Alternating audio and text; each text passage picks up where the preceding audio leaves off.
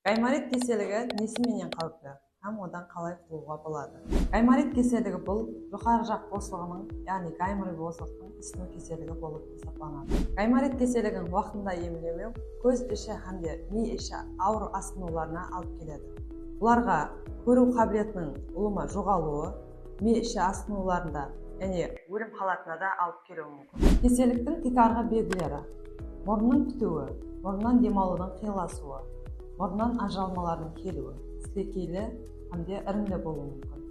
Мұрыннан иіс сезудің пәсеуі, бас ауыру әсіресе басымызды изегенімізде күшеюі, мұрыннан жағымсыз иістің келуі.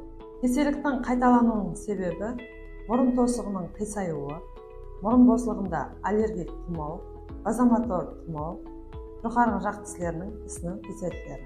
Осы кеселіктер өз уақытында емделмесе, гайморит кеселігінің қайта-қайта кездесуіне себеп болады.